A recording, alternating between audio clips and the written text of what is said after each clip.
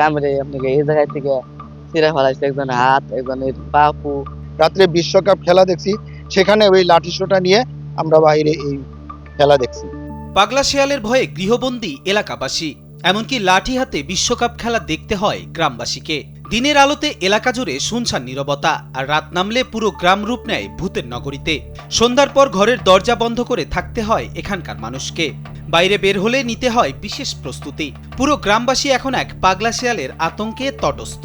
গাজীপুরের বাকের মার্কেট ও এর আশেপাশের এলাকাগুলোতে এরই মধ্যে বেশ কয়েকজনকে এলোপাতারিভাবে কামড় দিয়েছে শিয়ালটি। এর ভয়ে দিনের বেলাতে কৃষি জমিতে কাজে যেতে পারছেন না স্থানীয়রা, এমনকি বাড়ির উঠানে বসে থাকাও এখন ভয়ের কারণ।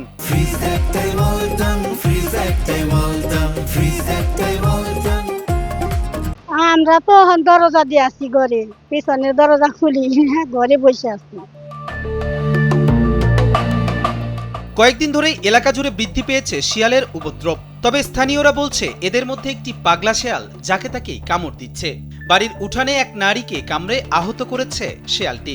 একই সময় সন্ধ্যার পর বাইরে বসে থাকা অবস্থায় কামড় দিয়েছে আরেক কিশোরকে। পরে নিজেকে চাইছি আপকা, দেখি যে একটা শিয়াল আসলো, আয়া পরে এই পায়ের দিকে তাকাইছি, ওটারে আপ দিয়ে এমন করছি, হ্যাঁ আরো বেশি করে আমার কাছে আয়া পরে আমার ছুটে দিবার ছিল। তারপরে আমি কি করছি, মুখটা ঘুরে ফেলাইছি।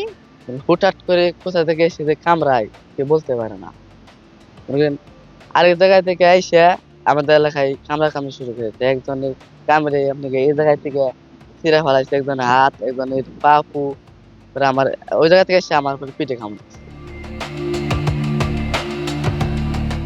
দাঁড়িয়ে ফোনে কথা বলার সময়ও এক ব্যক্তিকে কামড়েছে শিয়ালটি। প্রথমে হাতে কামড় দিলেও ছুটতে সক্ষম হন, তখন হাত থেকে ছুটে পায়ে কামড়ানো শুরু করে। ওইখানে দাঁড়ায় ফোনে কথা বলতেছিলাম, কথা বলার সময় হঠাৎ করে দূর থেকে একটা শিয়াল দৌড়ে এসে আমার হাতে কামড় দেয়। শিয়ালটা সম্ভবত পাগল ছিল, পরবর্তী হাত ছোটানোর পরে আমার পায়ে কামড় দিচ্ছে। এরপর থেকে আমরা আসলে এলাকাবাসী পুরো আতঙ্কের মধ্যে আছি। আমার যতটুকু শুনছি আমার পর আরো 16-17 জনকে কামড় দিচ্ছে। আহতরা এরই মধ্যে জলাতঙ্ক প্রতিরোধী ভ্যাকসিন নিয়েছেন। এ অবস্থায় স্থানীয়দের মাঝে এক চাপা আতঙ্ক বিরাজ করছে। দিনের বেলায় লাঠি নিয়ে সন্তানদের স্কুলে পৌঁছে দিয়ে আসছেন, রাতেও একই অবস্থা। নামাজ পড়তে মসজিদে যাওয়া কিংবা বিশ্বকাপ ফুটবল খেলা দেখতে বাইরে যাওয়া সবখানেই লাঠি সোঁটা নিয়ে চলাচল করতে হচ্ছে এলাকাবাসীকে। শিয়ালের কারণে মনে করেন গরু ছাগল তো বের করতেছি না, গরুর ঘাস যে কটা কাটপার দাম তো আমরা কাটপার সাহস পাইতেছি না। আমরা সেই জন্য এই পাগলা শিয়ালের ভয়ে খুব আতঙ্কে আছি। আমরা রাত্রে এশা নামাজ পড়ে লাঠি সোঁটা নিয়ে বাড়িতে গেছি।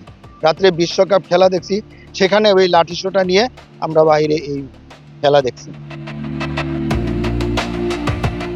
এ অবস্থায় বেশি ঝুঁকিতে রয়েছেন শিশু ও বৃদ্ধরা। সংকট সমাধানে বন্যপ্রাণী নিয়ন্ত্রণ অধিদপ্তর ও প্রশাসনের দ্রুত হস্তক্ষেপের দাবি জানিয়েছেন স্থানীয়রা। তা না হলে শিয়ালের আক্রমণে আহতের সংখ্যা বাড়তে পারে বলে শঙ্কা প্রকাশ করছেন তারা।